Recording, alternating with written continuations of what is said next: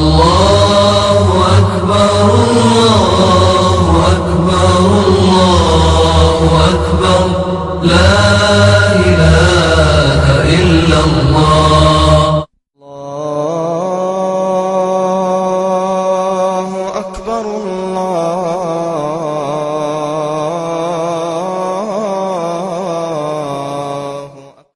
ورحمة الله وبركاته.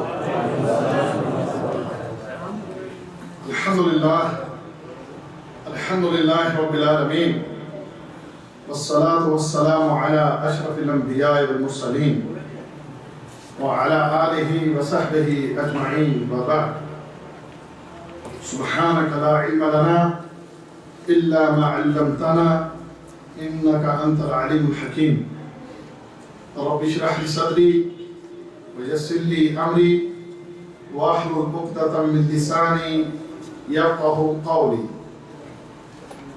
قال الله تبارك وتعالى في القرآن الحكيم: أعوذ بالله من الشيطان الرجيم. والسابقون الأولون من المهاجرين والأنصار والذين اتبعوهم بإحسان رضي الله عنهم ورضوا عنه وأعد لهم جنات تجري تحتها الأنهار خالدين فيها أبدا ذلك الفوز العظيم. دنیا میں ایک خاص طبقہ ہے، ایک گروہ ہے، ایک جماعت ہے کہ جو صحابہ کے بارے میں بہت گندی زبان استعمال کرتے ہیں. وہ طبقہ، وہ گروہ، وہ لوگ صحابہ کو بڑی غلیظ گالیاں دیتے ہیں، برا بھلا کہتے ہیں، یہاں تک کہ وہ صحابہ کرام کو دائرہ اسلام سے ہی خارج قرار دیتے ہیں. صحابہ کے بارے میں بڑی غلط قسم کی باتیں، منفی پروپیگنڈا اپنی تحریروں میں، اپنی کتابوں میں، اپنی تقریروں میں، اپنی بیانات میں اکثر وہ طبقہ جو ہے وہ کرتا رہتا ہے. اس طبقہ کو تقریباً ہم سب جانتے ہیں. وہ گروہ، وہ جماعت تقریباً آپ ان سے واقف ہیں، اس گروہ سے واقف ہیں، اہل تشیع، شیعہ. میں پہلے یہ سمجھتا تھا، میرا ایک اپنا جو ذاتی نالج تھا، کہ شاید یہ جہالت صرف ہمارے پاکستان، ہندوستان اور بنگلہ دیش، ان ممالک کے اندر شاید یہ جہالت ہے، اور باقی دنیا میں شاید یہ باتیں، بالخصوص اہل عرب، ان میں یہ باتیں شاید نہ ہوں. لیکن میں نے یہ اس عرصے کے دوران، یہ محرم کے دن ہیں اور اس سے پہلے بھی، ایک ماہ پہلے بھی، میں نے کچھ ویڈیو یوٹیوب کے اوپر چیک کی، دیکھی، تو بہت سے ایسے لوگ جن کا تعلق کویت سے ہے، لبنان سے ہے، ان ملکوں سے ان کا تعلق ہے، عربی، اہل عرب ہیں، تو وہ لوگ بھی صحابہ کے بارے میں بڑی غلیظ زبان استعمال کر رہے ہیں، بڑی بکواس کر رہے ہیں، گالیاں دے رہے ہیں. حتیٰ کہ ابوبکر صدیق رضی اللہ تعالی عنہ، عمر فاروق رضی اللہ تعالی عنہ، عثمان غنی رضی اللہ تعالی عنہ، اور حضرت عائشہ رضی اللہ عنہا، حضرت حفصہ رضی اللہ عنہا، ان کے بارے میں مجھے درس دے رہے ہیں اور یہ لوگوں کو بتا رہے ہیں معاذ اللہ کہ وہ مسلمان تھے ہی نہیں، ان کا اسلام سے کوئی تعلق ہی نہ تھا. تو ان عربوں کی بات سننے کے بعد میں اس نتیجے پر پہنچا کہ شیعہ کا تعلق چاہے کہیں سے بھی ہے، پاکستان، ہندوستان وغیرہ جو بھی علاقہ جہاں سے بھی ان کا تعلق ہے، اہل تشیع شیعہ یہ لوگ صحابہ سے بغض رکھتے ہیں، یہ لوگ صحابہ کے دشمن ہیں، صحابہ کی شان میں گستاخی کرنا ان لوگوں نے اپنے مذہب کا حصہ بنا رکھا ہے، اور اس چیز کو صحابہ کو گالیاں دینا، صحابہ کے بارے میں گندی زبان استعمال کرنا، اسے اپنے لیے باعث ادب، باعث ثواب سمجھتے ہیں۔ تو ان ایسے حالات میں کہ جب دنیا یہ کام کر رہی ہے، دنیا کے اندر یہ گروہ، یہ گروپ، یہ طبقہ اس قسم کا کام کر رہا ہے، تو پھر میری، آپ کی، ہم سب کی ڈیوٹی اور ذمہ داری بنتی ہے کہ ہم ان صحابہ کا دفاع کریں، ہم ان صحابہ کی سیرت کو بیان کریں۔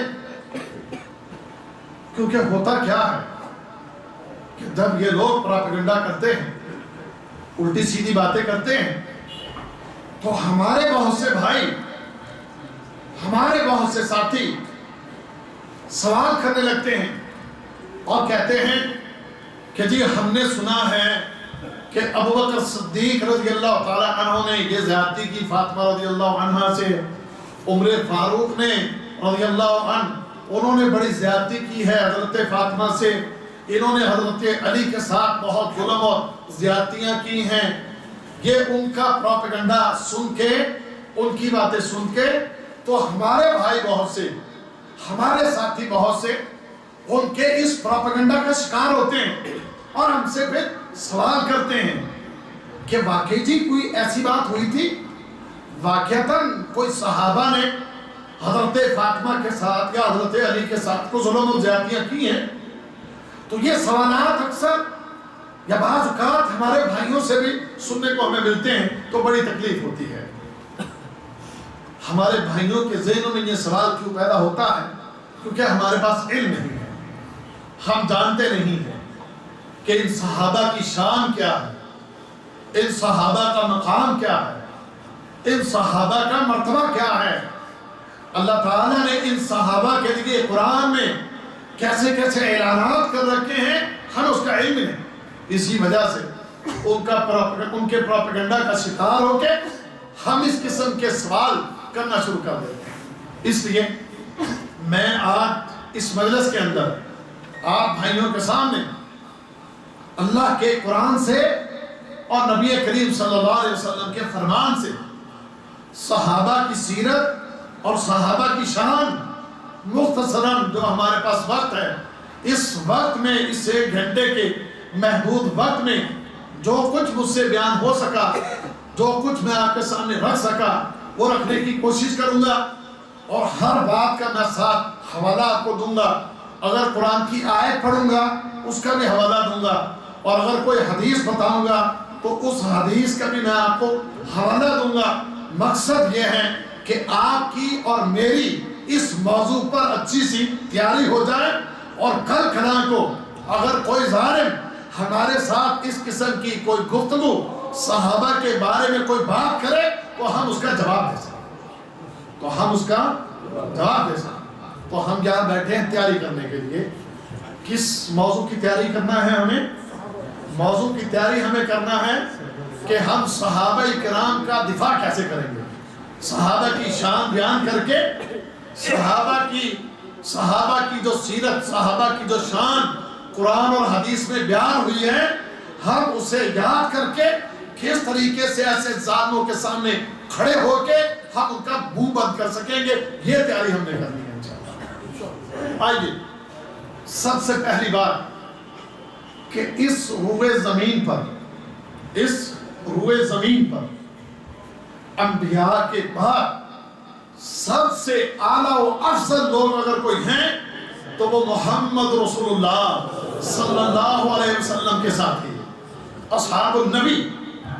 اس روئے زمین پر جتنے نبی آئے ہیں، جتنے رسول آئے ہیں، ان تمام نبیوں اور رسولوں کے بعد ان کی امتیں اپنی جگہ، اور نبی کریم صلی اللہ علیہ وسلم کی امت، اس امت کو، اور امت میں سب سے اعلیٰ و افضل لوگ کون ہیں؟ وہ صحابہ کرام ہیں۔ ان کا مقام اس روئے زمین پر صحابہ کا نبیوں کے بعد سب سے اعلیٰ افضل مقام ہے۔ اس کی دلیل سورہ آل عمران اور آیت نمبر 110 اللہ تعالیٰ کیا ارشاد فرماتے ہیں؟ اللہ تعالیٰ نے ارشاد فرمایا کنتم خیر امت اخرجت للناس۔ اللہ کن سے کہہ رہا ہے؟ سنیں، جب نبی معظم پر قرآن اتر رہا تھا، قرآن کی یہ آیتیں اتر رہی تھیں، اس وقت کون سے لوگ موجود تھے؟ کون سے لوگ موجود تھے؟ محمد رسول اللہ صلی اللہ علیہ وسلم پر ایمان لانے والے یہ صحابہ، جن میں ابو بکر، عمر، عثمان، علی، عبد الرحمن بن عوف، زبیر، طلحہ، یہ سارے رضی اللہ عنہم، یہ صحابہ اور دیگر صحابہ، یہ صحابہ، ان سے اللہ کا خطاب ہے، اللہ ان سے مخاطب ہے۔ کیا فرماتا ہے؟ فرمایا کنتم خیر امت اخرجت للناس، فرمایا تم بہترین امت ہو، تم بہترین لوگ ہو، تم سب سے اعلیٰ افضل امت ہو۔ اللہ کن سے کہہ رہا ہے؟ کن سے کہہ رہا ہے؟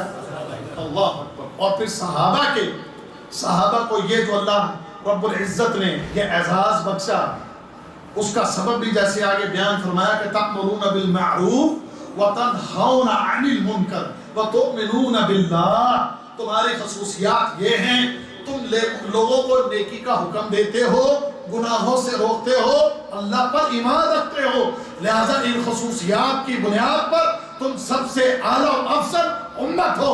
اور اللہ کے فضل سے صحابہ کے اس طریقے پر جو کوئی عمل کرے گا، اس کا شمار بھی اس بہترین امت کے اندر ہے، اس کا شمار بھی اس بہترین امت کے اندر ہے۔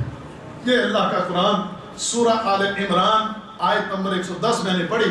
اب آئیے حدیث سنیے، رسول اللہ صلی اللہ علیہ وسلم کا ارشاد سنیے۔ ترمذی شریف کی یہ حدیث ہے اور حدیث نمبر 3001 ترمذی شریف کی روایت۔ نبی کریم علیہ السلام نے ارشاد فرمایا، قال نبی صلی اللہ علیہ وسلم انکم تتمون 70 امہ، کہ تم 70ویں امت ہو۔ تم کتنی امت ہو؟ 70 not 17 70۔ تم سے پہلے 69 امتیں جو ہیں وہ گزری اور تم 70ویں امت ہو۔ اور یہ ارشاد فرمایا انتم خیرھا واکرمھا علی اللہ، تم اللہ کے ہاں اور پچھلی ساری امتوں سے اللہ کے نزدیک سب سے زیادہ پیاری، سب سے بہترین اور سب سے زیادہ عزت والی۔ انتم خیرھا واکرمھا علی اللہ، تم اے امت محمدیہ، اور محمد رسول اللہ صلی اللہ علیہ وسلم کا خطاب کن سے ہے؟ صحابہ اکرام سے۔ فرمایا انتم خیرھا واکرمھا علی اللہ، اللہ کے نزدیک پچھلی ساری امتیں، سارے انسان نبیوں کے علاوہ جتنے بھی تھے، ان سب سے بہتر اور سب سے زیادہ عزت والے اللہ کے نزدیک انتم تم ہو۔ کون ہے؟ حدیث ترمذی شریف حدیث نمبر 3001 اب آئیے ایک اور حدیث سنیے۔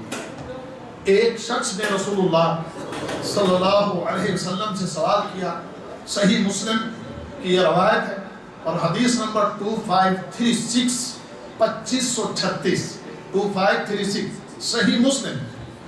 ایک شخص نے رسول اللہ صلی اللہ علیہ وسلم سے پوچھا، یا رسول اللہ، کہ سوال اس کا کہ ای الناس خیر، کہ کون سے لوگ بہترین ہیں؟ ای الناس خیر، سب سے بہتر لوگ کون ہیں؟ سب سے اعلیٰ افضل، سب سے بہترین قوم، سب سے بہترین افراد، سب سے بہترین لوگ کون ہیں؟ تو اللہ کے رسول صلی اللہ علیہ وسلم نے جواب دیا، قال القرن الذی انا فی، وہ لوگ سب سے اعلیٰ ہیں، وہ لوگ سب سے بہتر ہیں، وہ لوگ سب سے افضل ہیں کہ جس زمانے کے اندر میں ہوں اور میرے زمانے کے جو لوگ، جو مسلمان مجھ پر ایمان لانے والے، یہ سب سے بہتر ہیں۔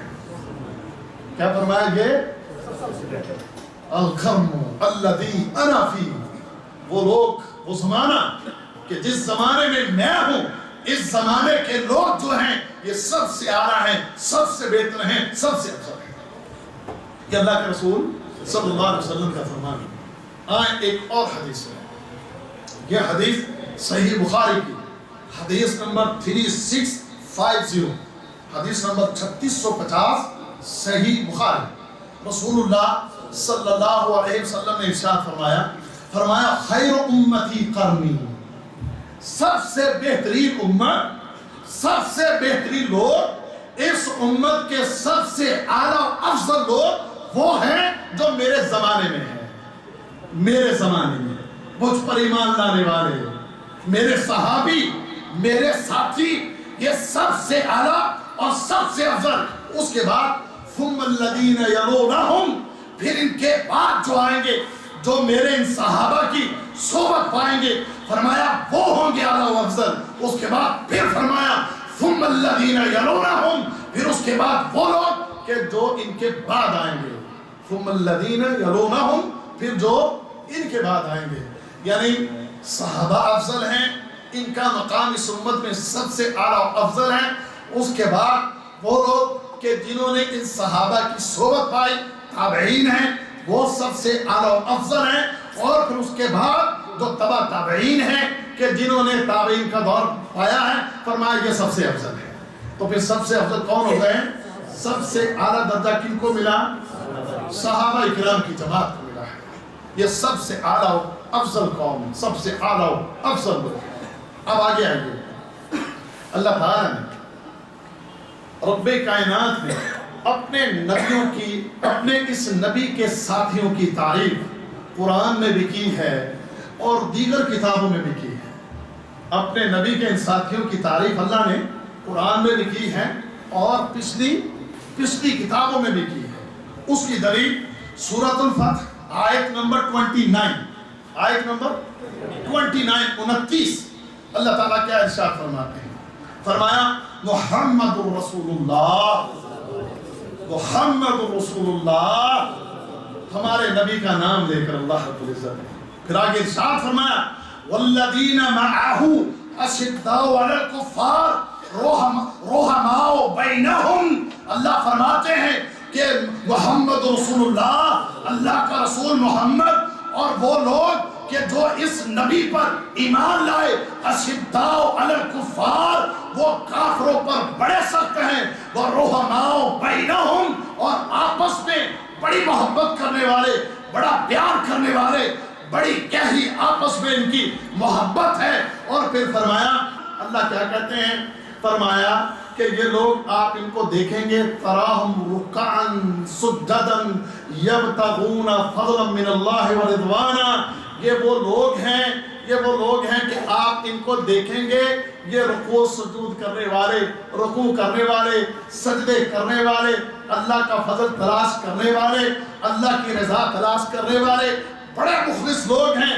ان کا مقصد، ان عبادات کا، اللہ کی اطاعت کا، اللہ کی فرما برداری کا مقصد کیا ہے؟ کہ اللہ راضی ہو جائے، اللہ کے فضل کو تلاش کرنے والے، اللہ ان کے اخلاص کی گواہی دے رہا ہے۔ اللہ محمد رسول اللہ صلی اللہ علیہ وسلم کے ساتھیوں کے اخلاص کی گواہی دے رہا، ان کے عمل کی اور ان کے اخلاص کی۔ ان کے عمل کی گواہی کیا ہے؟ تراہم رکعن سجدن، کہ تم ان کو دیکھو گے رکوع کرتے ہوئے، سجدے کرتے ہوئے، اللہ کی عبادت کرتے ہوئے، اور یہ نیک عمل کرتے ہوئے، کوئی ریاکاری نہیں، لوگوں کو دکھاوا نہیں، لوگوں کی نظروں میں بڑا بننا نہیں، بلکہ کیا ہے؟ یبتغون فضلا، وہ فضل چاہتے ہیں، یبتغون فضلا من اللہ ورضوانا، یہ اللہ کا فضل چاہتے ہیں اور اللہ کو راضی کرنا چاہتے ہیں۔ یعنی صحابہ کیا چاہتے ہیں؟ یبتغون فضلا من اللہ ورضوانا، اللہ کا فضل چاہتے ہیں اور اللہ کو راضی کرنا چاہتے ہیں۔ پھر آگے فرمایا سیماہم فی وجوہہم من اثر السجود، ان کے چہروں کے اوپر سجدوں کے نشان تمہیں نظر آئیں گے، سجدوں کے نشان جو ہیں اس کے اثرات ان کے چہروں پر نمایاں ہوں گے۔ اللہ ان کی تعریفیں فرما رہا ہے، اور تعریفیں فرما کے آگے بتایا کہ یہ تعریفیں، یہ صفتیں جو بیان کی جا رہی ہیں صرف قرآن میں نہیں، بلکہ اللہ نے فرمایا ذالک مثلہم فی التوراۃ ومثلہم فی الانجیل. ان کی یہ مثالیں، ان کی یہ شانیں، ان کے یہ مقام، ان کے یہ مرتبے صرف قرآن کے اندر نہیں بلکہ ہم نے ان کی شان کو تورات پہ بیان کیا ہے، ہم نے ان کی شان کو انجیل میں بیان کیا ہے. یہ ایسے اعلیٰ لوگ ہیں کہ ان کے تذکرے پہلی کتابوں میں بھی ہوئے ہیں، ان کے تذکرے پہلی آسمانی کتابوں کے اندر بھی ہوئے ہیں. یہ ان کی شان ہے، یہ ان کے مقام ہے، یہ ان کے مرتبے ہیں. اللہ اکبر. اور جن کی شانیں اور مقام اور مرتبے یہ ہوں، انہیں معاذ اللہ گالیاں دیں، ان کے بارے میں گھٹیا زبان استعمال کریں، بڑے افسوس کی بات ہے، بڑے افسوس کی بات ہے. اللہ شرم آتی ہے، شرم. لیکن ان بے حیاؤں کو شرم حیا، اللہ ڈر آتا ہے، ڈر، خوف آتا ہے، خوف کہ ان ظالموں کی زبانیں کس طرح کھلے ہوئی، کیسا گد بکتے ہوئے صحابہ کی شان میں گستاخیاں کرتے ہوئے قرآن، انجیل، تورات ان کی شان بیان کرے اور یہ ظالم ممبروں پہ بیٹھ کے ان کو گالیاں دے. اللہ اکبر. یہ شان، یہ مقام، یہ مرتبے اللہ کے قرآن کے اندر. اب آگے چلیے. اللہ تعالیٰ نے سورہ توبہ اور سورہ توبہ کی آیت نمبر 100 اللہ تعالیٰ ارشاد فرماتے ہیں ان کی تعریف کرتے ہوئے، فرمایا کہ والسابقون الاولون من المہاجرین والانصار. سابقون اور جو اولون صحابہ جو ہیں، اور اس میں مہاجرین بھی ہیں اور انصار بھی ہیں، مہاجرین بھی ہیں اور اس میں انصار بھی ہیں. اور پھر اس کے بعد فرمایا والذین اتبعوہم باحسان، اور جنہوں نے ان کی اتباع کی، جنہوں نے ان کی اتباع کی. سابقون اور اولون جو صحابہ ہیں، مہاجرین اور انصار، اور پھر ان کی اتباع کرنے والے لوگ. اللہ کا ان کے لیے اعلان فرمایا رضی اللہ عنہم ورضوا عنہ، اللہ ان سے راضی اور یہ اللہ سے راضی ہے. اللہ ان سے راضی اور یہ اللہ سے راضی ہیں. سبحان اللہ. اللہ ان سے راضی ہونے کے اعلان کر رہا ہے، اور پھر راضی ہونے کا اعلان رب نے، خالق نے، مالک نے صرف وہ جو سابقون الاولون انہی کے لیے نہیں بلکہ فرمایا والذین اتبعوہم باحسان، جنہوں نے اچھے طریقے سے ان کی اتباع کی، ان کے راستے پر چلے. اگر وہ اللہ کی قسم ان صحابہ کی شان اور مقام دیکھو کہ اگر تم ان صحابہ کی راہ پر چلتے ہو، چاہے 1400 سال کے بعد کا مسلمان ہی کیوں نہ ہو، چاہے 2000 سال کے بعد آنے والا کوئی مسلمان ہی کیوں نہ ہو، قیامت تک آنے والا کوئی مسلمان ہی کیوں نہ ہو، اگر تم ان کی راہ پر چلو گے تو اللہ کے راضی ہونے کا اعلان تمہارے لیے بھی ہے. اللہ کے راضی ہونے کا اعلان، یعنی یہ صحابہ کی جماعت اور یہ گروہ اتنا عظیم ہے کہ جو ان کی راہ پر چلتا ہے، جو ان کی اتباع کرتا ہے، وہ بھی خیر سے محروم نہیں ہے، وہ بھی خیر سے محروم نہیں ہے. اور ان کے لیے اعلان رضی اللہ عنہ ورضوا عنہ تو ہے، لیکن جو ان کی راہ پر چلے گا، ان کی اتباع کرے گا، اللہ کے فضل سے وہ بھی اللہ کی طرف سے اس بات کا اعلان سنیں کہ اللہ اسے راضی ہے، اللہ اسے راضی ہے. پھر صرف یہاں تک نہیں آیا، فرمایا وَأَعْدَ لَهُمْ جَنَّاتٍ تَجْرِي تَحْتَهَا الْأَنْهَارُ خَالِدِينَ فِيهَا أَبَدًا ذَلِكَ الْفَوْزُ الْعَظِيمُ. اللہ فرماتے ہیں کہ ان لوگوں کے لیے ہم نے جنتوں کے اندر باغات تیار کر رکھے ہیں، ہم نے تو ان کے لیے آگے ایسی ایسی نعمتیں تیار کر رکھی ہیں کہ جن نعمتوں میں ہمیشہ رہیں گے، ان نعمتوں سے کبھی نکالے نہیں جائیں گے. جنت کی نعمتیں، جنت ساری، جنت کی عظیم نعمتیں، جنت کی بادشاہیاں اللہ ان کے نام کر دے گا، اللہ ان کو عطا فرمائے گا. اللہ اکبر. جنت آپ نے سنی ہے نا، بڑی خوبصورت ہے، سنائی ہوگی مشائخ نے آپ کو. واللہ اللہ نے جو جنت تیار کر رکھی ہے وہ انعام، اس کو فرمایا ذالک الفوز العظیم. سب سے بڑی کامیابی کون سی ہے؟ اور جس کو جنت ملتا ہے، جس کو جنت ملتا ہے، یہ سب سے بڑی کامیابی ہے. اللہ جہنم سے بچا لے، اللہ جہنم سے بچا لے. اور یہ دنیا کی نعمتیں جنہیں ہم بہت بڑا سمجھتے ہیں، بڑا اونچا سمجھتے ہیں، ان کے پیچھے بھاگتے دوڑتے مرتے کرتے نہ جانے کیا کیا کرتے ہیں. دنیا کے فلوس، ریال، ڈالر، یورو، روپیہ بھاگ لو، بنا لو، اکٹھا کر لو، خوبصورت گاڑی، اچھا سا گھر، اچھا سا محل، اچھے جناب ہمارے لباس، یہ ساری چیزیں دنیا کی چمک دمک ہمیں بڑا خوش کرتی ہے. اللہ کی قسم ساری دنیا کی چمک دمک اور ساری دنیا کی خوبصورتیاں اور ساری دنیا کے سونے چاندی اور ساری دنیا کی مال و دولت ایک طرف اور جنت میں چھڑی رکھنے کی جگہ ایک طرف. اللہ کی قسم پوری دنیا اس کی قیمت ادا نہیں کر سکتی. پوری دنیا اس کی قیمت ادا نہیں کر سکتی. اور دنیا میں بڑے سے بڑے بادشاہ کو وہ نعمتیں نہیں ملیں گی. بڑے سے بڑے جتنے بھی بادشاہ آئے ہیں دنیا میں ان کو وہ نعمت نہیں ملی جو وہاں پر ادنا سے جنتی کو مل جائے گی انشاءاللہ. جنت ادنا سا جنتی، ایک ادنا سا جنتی وہ آئے گا.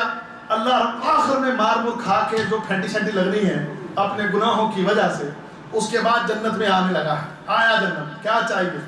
اب مل رہا ہے، یہ لو تمہیں، وہ سوال کرے گا یہ لو تمہیں ملا اور اس کے ساتھ اتنا اور لے لو. جو مانگا وہ بھی اور اس کے ساتھ یہ بھی. دنیا میں یا اللہ یہ دے دے وہ دے دے، اللہ کہتا ہے کبھی اللہ کہتا ہے ٹھیک ہے اور کبھی اللہ کہتا ہے نہیں ابھی نہیں. یہی ہوتا ہے نا، کبھی مل جاتا اور کبھی نہیں ملتا. لیکن جنت میں تم مانگو گے ایک ملیں گی دو، تم مانگو گے ایک کوئی چیز تو ملے گی ڈبل ہو کے. حدیث میں اللہ فرماتا ہے چل یہ بھی لے لے یہ بھی لے لے. اب بندہ وہاں دل تو نہیں بھر رہا، جنت چیز ہی ایسی اللہ اور چاہیے. اللہ کہے گا چل یہ بھی لے لے یہ بھی لے لے. یعنی اللہ سے جو وہاں مانگو گے اس سے زیادہ ہی ملے گا. یہاں تک کہ اللہ رب العزت دیتے دیتے اپنا فضل و کرم اتنا کرے گا ادنا سے جنتی کو، یہ جو تمہیں دنیا نظر آ رہی ہے اس دنیا کو ضرب 10 کر لو، ادنا سے جنتی کو اتنا ملے گا. ادنا سے جنتی کو دنیا کے بڑے سے بڑے بادشاہ کے پاس اتنا نہیں ہوگا جتنا ادنا سے جنتی کے پاس وہاں ہوگا. تو بتاؤ ذالک الفوز العظیم ہے کہ نہیں؟ یہ کتنی بڑی کامیابی ہے کہ جسے جنت ملتا ہے. میں شیعہ کا ایک جگہ پڑھ رہا تھا، وقت لکھتا ہے معاذ اللہ معاذ اللہ معاذ اللہ، جس کو کہنے کے لیے بڑی ہمت کی ضرورت ہے. وہ کہتا ہے کہ یہ سارے صحابہ الا ماشاء اللہ کو چند کے نام 2-3 کے لیتے ہیں تو کہتے ہیں کہ یہ سارے کے سارے جہنم میں جائیں گے معاذ اللہ. یہ شیعہ کہتا ہے. میں نے کہا اور بدبخت یہ تو اللہ کے قرآن سے ثابت ہے کہ یہ جنت میں جائیں گے انشاءاللہ، یہ جنت میں جائیں گے. لیکن ان کے بارے میں اس طرح کی بک کرنے والے، اس طرح کی بکواس کرنے والے، وہ اللہ کے فضل سے اللہ کے فضل سے وہ ان کے ساتھ جنت میں اکٹھے ہونے والے نہیں، بلکہ وہ جہنم کا ایندھن ہے جو ان کو گالیاں دیتا ہے، جو ان کو برا بھلا کہتا ہے. جہنم کی آگ میں ہوگا وہ جو ان صحابہ کو برا بھلا کہے. اس کی دلیل کیا ہے؟ اس کی دلیل یہ ہے کہ اگر کوئی قرآن کی کسی ایک آیت کا انکار کرے تم سارے متفق ہو وہ کافر ہے، وہ دار اسلام سے خارج ہے. تو شیعہ تو قرآن کی بہت سی آیتوں کا منکر ہے. شیعہ تو قرآن کی بہت سی آیتوں کا منکر ہے. یعنی قرآن کہہ رہا ہے یہ جنتی ہیں، قرآن کہہ رہا ہے کہ یہ ان کے مقام مرتبے ہیں. آگے اور بھی سنیے گا کہ قرآن ان کی کیا شان بیان کرتا ہے. اور یہ قرآن کا انکار نہیں کہ قرآن کہے کہ جنتی ہیں اور یہ کہے نہیں جہنمی ہیں. تو بتاؤ یہ قرآن کا انکار ہے کہ نہیں؟ اللہ. آئیے مزید اب آگے سنیے. اللہ تعالیٰ ان کے ایمان کی گواہی دیتا ہے کہ یہ حقیقی ایمان والے ہیں. سورۃ الانفال اور آیت نمبر 74 اللہ تعالیٰ نے کیا ارشاد فرمایا؟ فرمایا والذین آمنوا وہاجروا وجاہدوا فی سبیل اللہ، وہ لوگ کہ جو ایمان لائے انہوں نے ہجرت کی اور اللہ کی راہ میں انہوں نے جہاد کیا. اور پھر آگے فرمایا والذین آووا ونصروا، اور جنہوں نے ان کو پناہ دی اولئک هم المؤمنون حقا. اللہ کہتے ہیں کہ یہ لوگ جنہوں نے اللہ کے اوپر جو ایمان لائے، ہجرت کی، جہاد کیا اللہ کی راہ میں، اور پھر یہ جب ہجرت کر کے مدینہ میں آئے تو ان لوگوں نے ان کو پناہ دی، یعنی مدینہ والوں نے اللہ تعالیٰ ان کے بارے میں فرماتا ہے کہ اولئک هم المؤمنون حقا، یہ حقیقی ایمان والے ہیں۔ یہ کیا ہے؟ یہ حقیقی ایمان والے ہیں۔ لہم مغفرۃ ورزق کریم، ان کے لیے اللہ کی طرف سے مغفرت کے اعلان ہیں اور رزق کریم کا اعلان ہے۔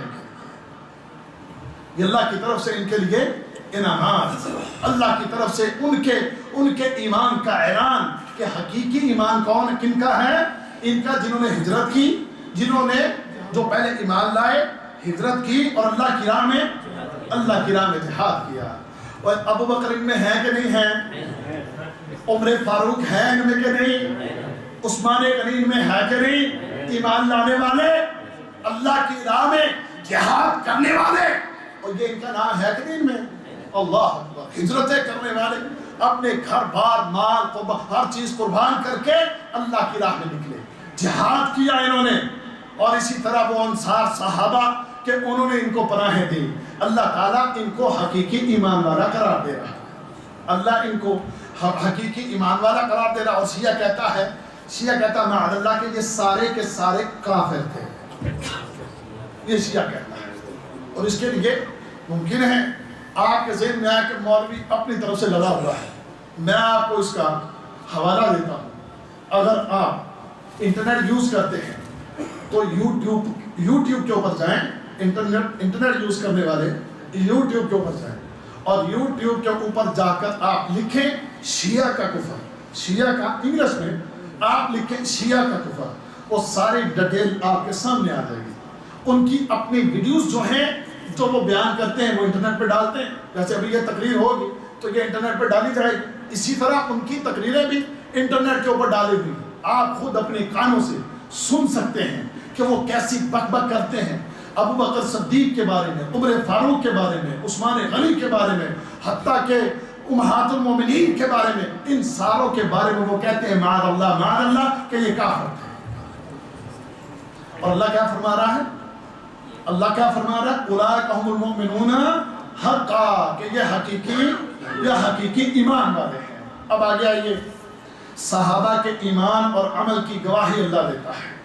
یہ سورہ مجادلہ اور سورہ مجادلہ کی آیت نمبر 22، اللہ تعالیٰ نے کیا ارشاد فرمایا لا تجد قوما یؤمنون باللہ والیوم الآخر یوادون من حاد اللہ ورسولہ ولو كانوا آباءهم او ابناءهم او اخوانهم او عشیرتهم۔ اللہ کیا فرماتے ہیں؟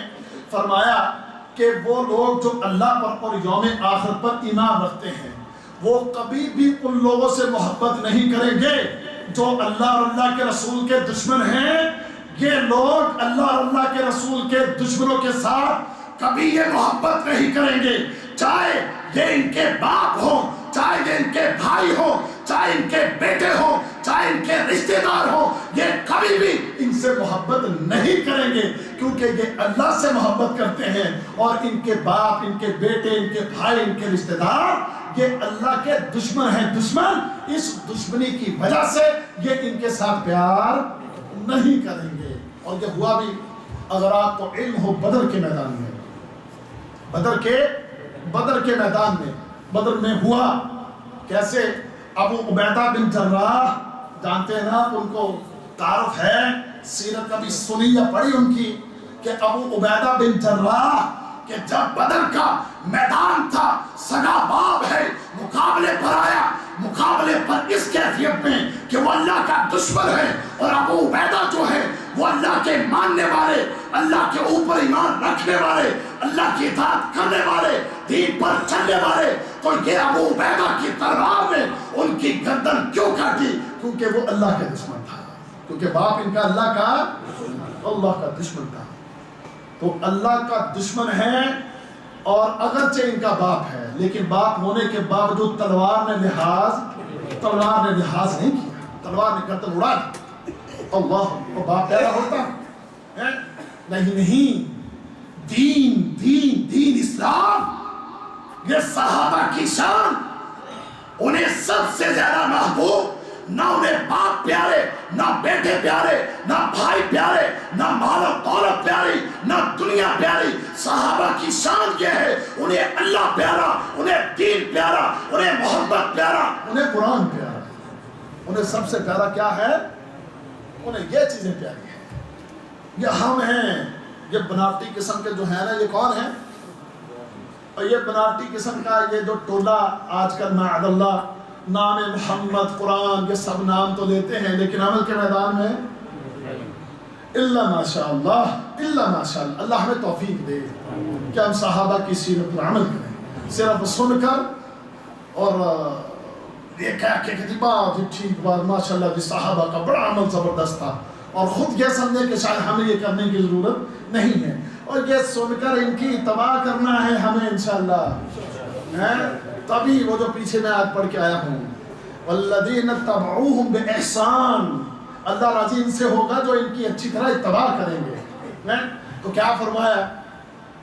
فرمایا کہ ان لوگوں کا عمل اتنا اعلیٰ ہے کہ اللہ رب العزت کے ساتھ جو دشمنیاں رکھتے ہیں, اگرچہ ان کے باپ ہوں, اگرچہ ان کے بھائی ہوں, اگرچہ ان کے بیٹے ہوں, اگرچہ ان کے رشتہ دار ہوں, یہ ان سے محبت نہیں کرتے. یہ ان سے محبت کیوں نہیں کرتے؟ کیونکہ یہ اللہ کے دشمن, ہم اللہ کے دوست, یہ اللہ کے دشمن. اللہ کے دشمنوں سے اللہ کے دوستوں کا رشتہ تعلق قائم نہیں رہ سکتا, ہمارا کوئی ان سے تعلق نہیں. اور یہ مثال بدر کے میدان میں ابو عبیدہ بن جراح نے اپنے باپ کی گردن اتار کر یہ مثال قائم کی. اور ادھر بیٹے کی بھی مثال ہے, عبد الرحمن بن ابی بکر ایک دن اپنے بابا سے کہتے ہیں, ابو بکر صدیق سے, کیونکہ بدر کے میدان میں ابو بکر صدیق مسلمانوں کی طرف سے اور ان کا بیٹا عبد الرحمن یہ کافروں کی طرف سے. اب کہتے ہیں عبد الرحمن کہنے لگے بابا بدر کے میدان میں آپ کئی دفعہ میری تلوار کے نیچے آئے, لیکن میں نے آپ کا لحاظ کیا کیونکہ آپ میرے بابا ہیں. تو آگے سے ابو بکر صدیق رضی اللہ تعالیٰ عنہ کیا ارشاد فرماتے ہیں, کہتے ہیں بیٹا تیری قسمت اچھی بچ گیا, کیونکہ اگر تو ابو بکر کی تلوار کے نیچے آتا تو ابو بکر کی تلوار یہ نہ دیکھتی کہ تو ابو بکر کا بیٹا ہے, بلکہ ابو بکر کی تلوار تیری گردن اڑا دیتی, کیونکہ تو اللہ کا اس وقت دشمن تھا, کیونکہ اس وقت تو اللہ کا دشمن تھا. ابو بکر کی تلوار تیری گردن اڑا دیتی. اللہ اکبر. یعنی محبتیں کس بنیاد پر؟ دین کی بنیاد پر. یہ صحابہ کی شان ہے. اور اسی طریقے سے مصعب بن عمیر رضی اللہ تعالیٰ عنہ بھائی کی بھی مثال لے. مصعب بن عمیر ان کے بھائی عبید بن عمیر بدر کے دن کافروں کی طرف سے, اور مصعب بن عمیر مسلمانوں کی طرف سے مقابلہ ہوا. مصعب بن عمیر کی تلوار نے اپنے بھائی کی گردن اس لیے اتاری کہ عبید ابن عمیر جو ہے وہ کافر ہے, اللہ کا دشمن ہے. مصعب بن عمیر نے اسی لیے اپنے بھائی کی گردن اتاری. اللہ اکبر. اور یہ فیصلے کرنے کو آسان کام ہے, اور یہ فیصلے کرنا آسان کام ہے. یہ صحابہ نے کیے, یہ صحابہ نے کیے. کس کے لیے؟ اللہ کے دین کے لیے.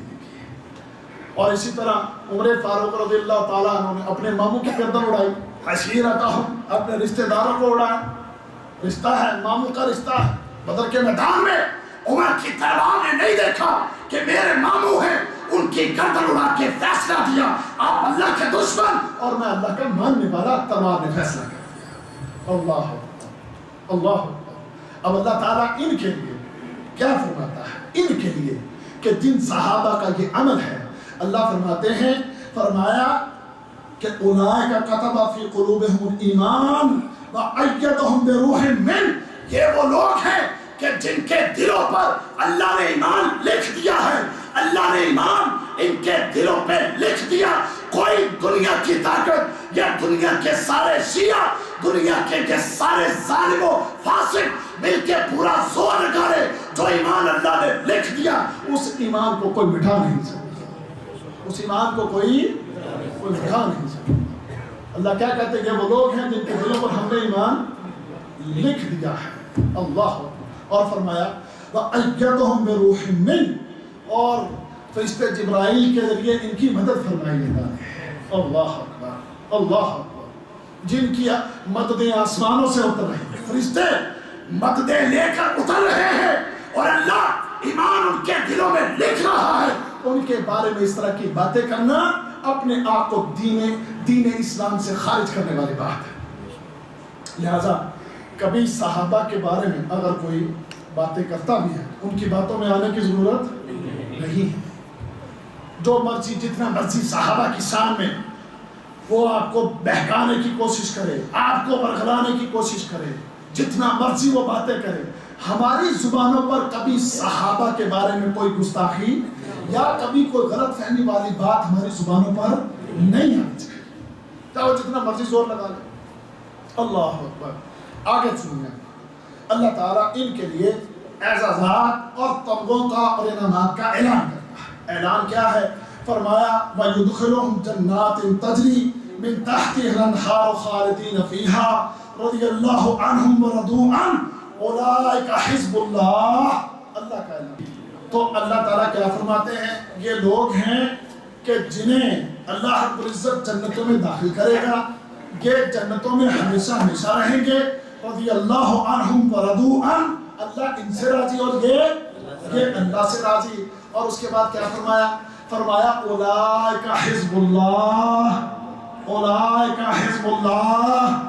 اور مولوی شیعوں کے مولوی لگا دو، آپ جواب دے، اللہ کہتا ہے اولئک حزب اللہ، یہ اللہ کے دوست ہیں، یہ اللہ کے ماننے والے، اللہ کا گروہ، اللہ کے دوست، اولئک حزب اللہ۔ اور یہ اللہ کا گروہ ہے، اللہ کا گروہ۔ اور جو اللہ کے گروہ کو گالیاں دے، اور جو اللہ کے گروہ کو گالیاں دے، اللہ کی قسم میں کہتا ہوں اس کے ساتھ بیٹھنا، اٹھنا، سلام لینا اور ان کو مسلمان کہنا میں اس کو جائز نہیں سمجھتا۔ کیا ہے یہ اولئک حزب اللہ؟ یہ اللہ کے اور یہ اللہ کے دوست ہیں۔ اللہ اکبر۔ یہ گالیاں کس کو دے رہے ہیں؟ ابھی اللہ کے دوستوں کو گالیاں دے رہے ہیں نا۔ اور جو اللہ کے دوستوں کو گالیاں دے، کیا خیال ہے ان کا ایمان اسلام باقی بچتا ہے؟ اور ان کا دین باقی بچتا ہے؟ نہیں۔ لیکن ہمارے لوگ ہیں ہمارے کچھ لوگ ہیں، وہ کہتے ہیں، کیا کہتے ہیں؟ سنی شیعہ بھائی۔ وہ کہتے ہیں کہ نہیں کہتے؟ میں معذرت کے ساتھ نام تو نہیں لینا چاہتا لیکن پھر بھی تھوڑا آپ کو سمجھانے کی۔ لکھنؤ کا ایک مولوی تقریر کر رہا تھا۔ کہاں کا؟ لکھنؤ کا۔ اب وہ تقریر کر رہا ہے تو تقریر میں وہ کیا بات کہتا ہے؟ کہنے لگا دیکھیں، اگر آپ نے شیعہ کو پہچاننا ہے تو اس کو ماتم کرتا ہوا دیکھو تو پہچان لو کہ شیعہ ہے، اور اگر بریلوی کو پہچاننا ہے تو اس کو دیکھو، اگر وہ مزاروں درباروں پہ جاتا اور چادریں چڑھاتا ہے تو سمجھ لو کہ یہ بریلوی ہے۔ اور کہنے لگا اگر ان کاموں کو کوئی بدعت کہے، حرام کہے تو سمجھ لو وہابی ہے، تو کہنے لگا اس لیے ہم ان وہابیوں سے کہتے ہیں کہ یہاں پر یہ شہر، یہ علاقہ بریلویوں شیعوں کا ہے، بریلوی شیعہ بھائی ہیں، تم یہاں سے نکلو، تمہارا یہاں پر رہنے کا تمہیں کوئی حق نہیں۔ یعنی جو ان کاموں سے روکے گا اس کو رہنے کا یہاں پر۔ اور ہم سنی شیعہ بھائی، سنی شیعہ بھائی، پتہ نہیں یہ بھائی کا رشتہ قائم کیسے ہو گیا کہ جو حزب اللہ کو، اللہ کی جماعت کو، اللہ کے گروہ کو گالیاں دے اور تیری ان سے دوستیاں، تیرا پیار، تیرا تعلق، تیری محبت، تو ہوگا اس کا بھائی تو سن لے، اگر تو اس کا بھائی ہے اور تیرا کہ اس کے ساتھ بھائی ہونا، یہ سمجھ لے، ذہن میں بٹھا لے کہ جہاں وہ جائے گا پھر وہیں پر اللہ سمجھ عطا فرمائے۔ ہم تو خواہش مند ہے کہ اللہ ان کو سمجھ عطا فرما دے۔ آگے چلیں، آگے یہ ہے میرے بھائیوں کہ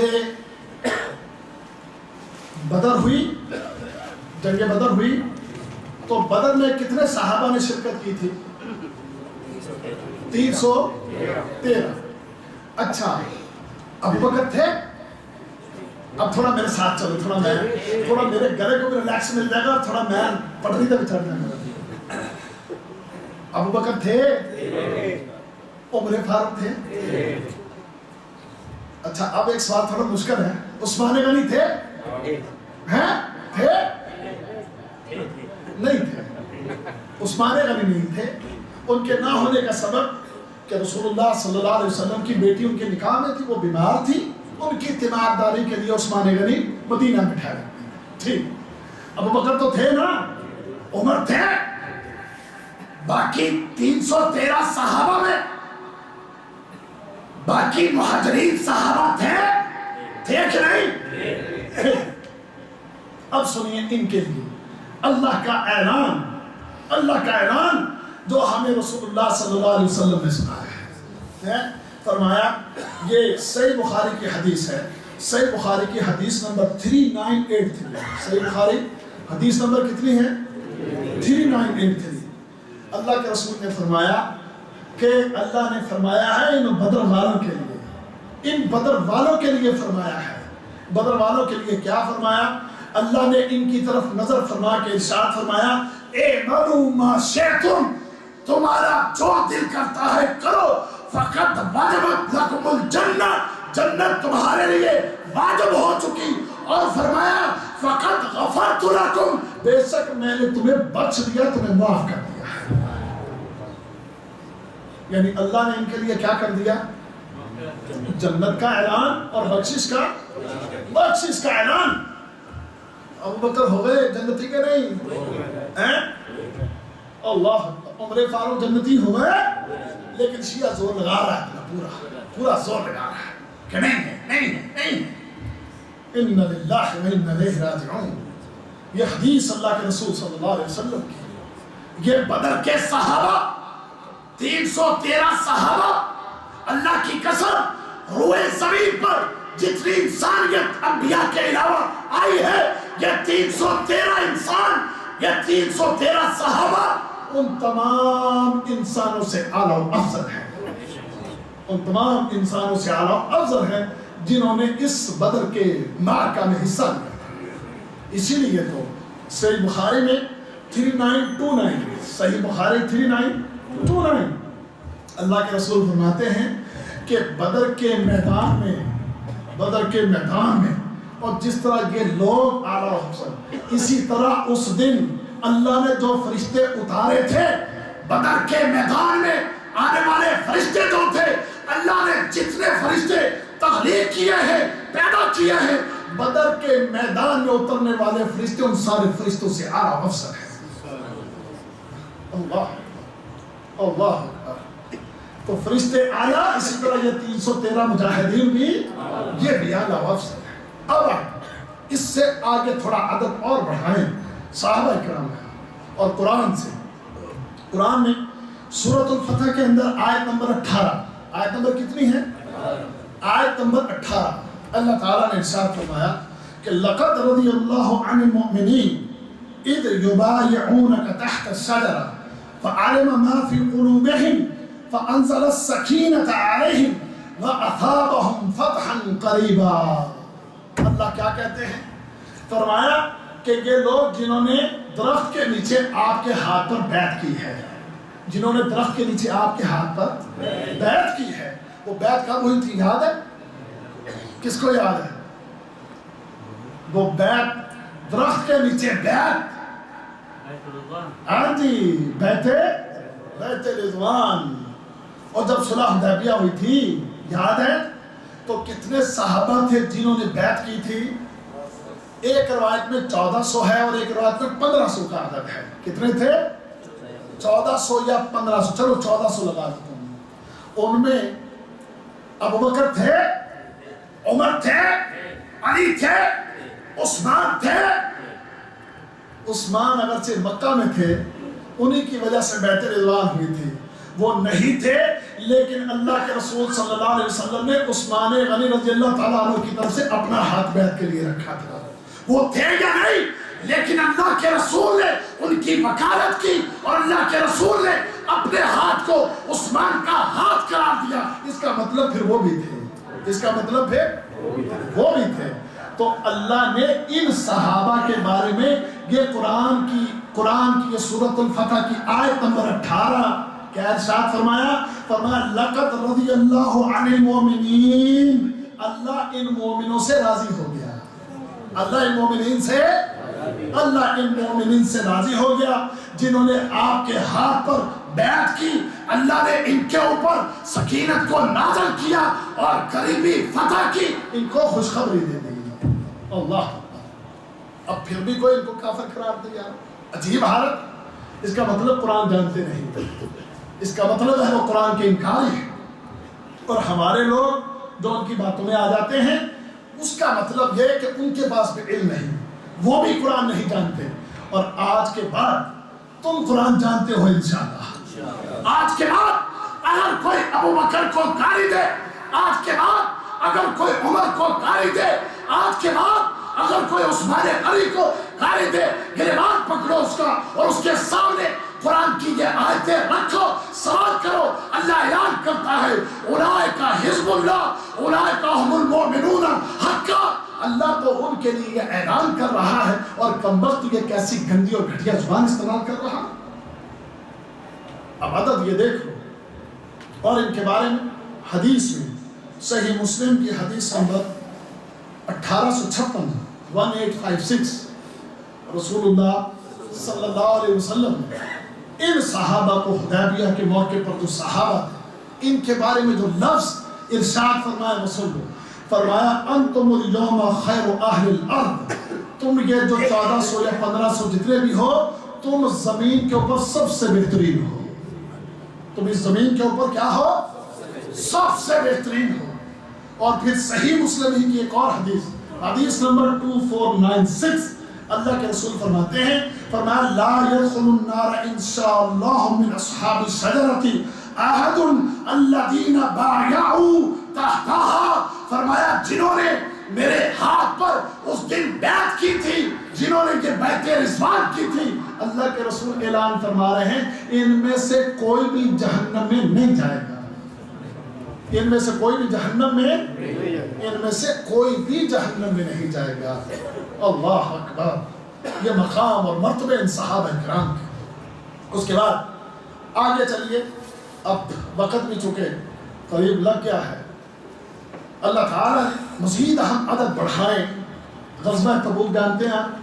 غزوہ تبوک میں کتنے مسلمان مجاہدین تھے؟ کچھ یاد ہے کسی؟ 30,000 کا لشکر تھا۔ کتنا لشکر تھا؟ 30,000 کا لشکر تھا۔ سارے صحابی تھے کہ نہیں؟ صحابی، سارے صحابی، اور ان سب سارے صحابہ شریک۔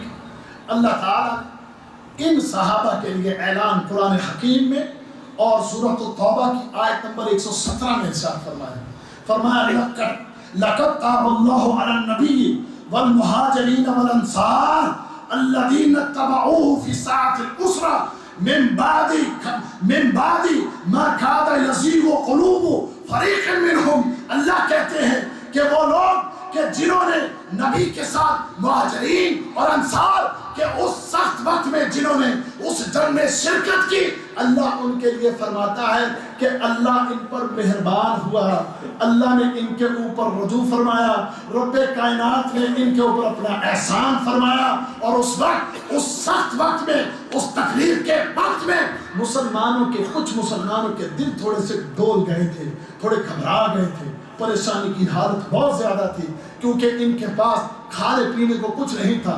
ایک ایک کھجور کو 2 بندے مل کر کھاتے تھے، اور جب کھجوریں ختم ہوگی، گٹھلیاں بچی تو گٹھلیاں چوس کے گزارا کرتے تھے، گٹھلیاں چوس کے۔ پانی ختم ہو گیا تو راستے میں اونٹوں کو ذبح کر کے، اونٹوں کی اوجڑیاں نکال کے، اس میں سے نکلنے والا پانی پی کے اپنی پیاس بجھاتے، اور پھر اوجڑی کو اپنے جسم پر لگا کر ٹھنڈ پہنچاتے تھے۔ اور حالت اور کیفیت صحابہ کہتے ہیں یوں ہو گئے، ہمیں یوں لگتا تھا شاید ابھی ہماری زندگی ختم ہو جائے گی، شاید ابھی ہماری جان چلی جائے گی، اتنی تنگی کا وقت تھا، اتنی مشکل ہے، بھوک ہے، پیاس ہے، اور سخت گرمی کے دن ہے۔ اس سخت گرمی کے دن میں یہ صحابہ کرام اللہ کے دین کی سربلندی کے میدان، اللہ کے دین کی سربلندی کے لیے میدان میں کھڑے ہیں، میدان میں آگے بڑھ رہے ہیں، پیچھے نہیں ہٹے۔ اور اگر کوئی تھوڑا سا دل ڈگمگایا، تھوڑی سی پریشانی آئی، تو اللہ نے فرمایا ثم تاب علیہم ثم تاب علیہم انہ بہم رؤوف رحیم۔ اللہ نے ان پر مہربانی فرمائی، شفقت فرمائی، محبت فرمائی، ان پر رجوع فرمایا، اللہ نے ان کو معاف کر دیا، اللہ نے بخشش کا اعلان کر دیا، اور رب نے ان کو معاف کر دیا کہ 30,000 صحابہ اللہ کی طرف سے ان کے لیے مغفرت کا اعلان ہو گیا۔ تو اب کسی ظالم کو کوئی حق نہیں پہنچتا کہ وہ ان کے بارے میں زبان کھولے، کوئی ان کے بارے میں زبان کھولے، اب کسی کو یہ حق نہیں پہنچتا۔ اللہ اکبر۔ اسی طرح میرے دوستوں اور بھائیوں، صحابہ کا وجود جو ہے وہ بڑا بابرکت، بڑا عبادت ہے۔ وہ کیسے؟ رسول اللہ صلی اللہ علیہ وسلم کی ایک حدیث ہے، صحیح بخاری کی حدیث نمبر 3649 3649، فرماتے ہیں اللہ کے رسول ایک وقت آئے گا جماعتیں جہاد کے لیے نکلیں گے، جماعتیں جہاد کے لیے نکلیں گے، جہاد ہوگا تو پوچھا جائے گا کہ اس جماعت میں، اس گروہ میں صحابی ہیں؟ تو بتایا جائے گا کہ ہاں صحابی رسول ہیں۔ تو فرمایا اس صحابی رسول کی برکت سے اللہ فتح عطا فرما دے گا، اس صحابی کی وجہ سے اللہ تعالیٰ فتح عطا فرما دے گا، اس صحابی کی برکت ہے۔ اللہ اکبر۔ اور پھر آگے سے فرمایا مزید آگے وقت گزرے گا، زمانہ گزرے گا، جہاد کے لیے جماعتیں نکلیں گی، جہاد ہوگا، تو پوچھا جائے گا اور کوئی صحابہ کی صحبت میں رہا ہوا کوئی آدمی ہے جنہیں صحابہ کی صحبت ملی ہو؟ بتایا جائے گا کہ ہاں ہیں، یعنی تابعی ہیں۔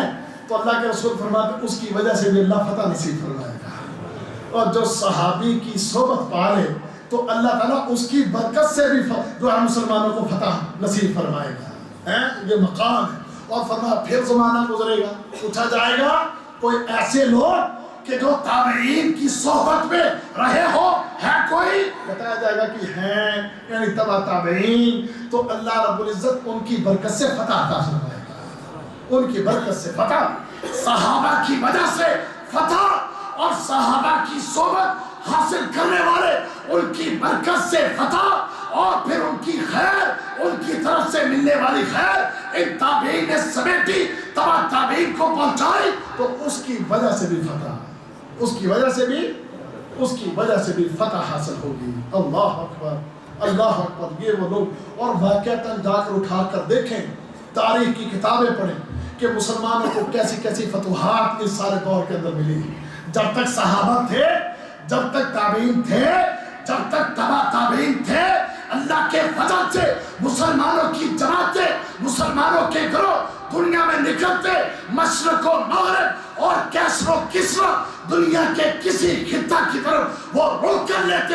تو جب پتہ چل جاتا ان لوگوں کو کہ مسلمانوں کی جماعتیں ہماری طرف بڑھ رہی ہیں، مسلمانوں کے لشکر ہماری طرف بڑھ رہے ہیں، وہ سمجھ جاتے کہ ہم ان کا مقابلہ نہیں کر سکتے، ان کے آنے سے پہلے وہ اپنے ہتھیار پھینک دیتے۔ یہی وجہ ہے کہ دنیا کی سب سے بڑی سلطنت اس وقت عمر فاروق رضی اللہ تعالیٰ عنہ کے دور میں 22.5 لاکھ مربع میل کے اوپر یہ ساری فتوحات اللہ نے عمر فاروق کو عطا فرمائی، اور پورے ان علاقوں کے اندر یہ تمہارے شام اور یہ تمہارے ایران، یہ تمہارا روم، یہ سارے علاقے ان کے اندر اسلامی جھنڈا لہرا رہا تھا، کیونکہ ان صحابہ نے قربانیاں دے کے اسلام کے علم کو وہاں پر نصب کیا۔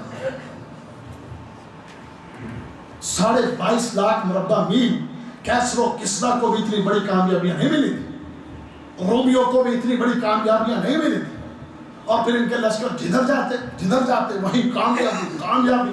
خالد بن ولید جا رہے ہیں، اعلان آ رہے ہیں، اطلاع آ رہی ہے، خالد بن ولید فاتح، ابو عبیدہ بن جراح فاتح، سعد بن ابی وقاص فاتح، ایک ادنا سا صحابی ایک لشکر کو لے کے میدان میں نکلے، بڑی طاقتیں، بڑی قوتیں سامنے آئے، لیکن ڈھیر ہو جائیں، وہ لاکھوں کی تعداد میں یا ہزاروں کی تعداد میں خالد بن ولید 30,000 کا لشکر لے کے میدان میں نکلے اور مقابلے پر 2.5 لاکھ وہ ڈھیر ختم، ڈوب جائے، مر جائے، ہلاک ہو جائیں، ان مسلمان صحابہ کی برکت سے اور ان کی محنت و کوششوں سے اسلام کا جھنڈا بلند ہو رہا ہے، اور یہ ظالم و فاسق ان کے اوپر تنقید کرتے ہیں۔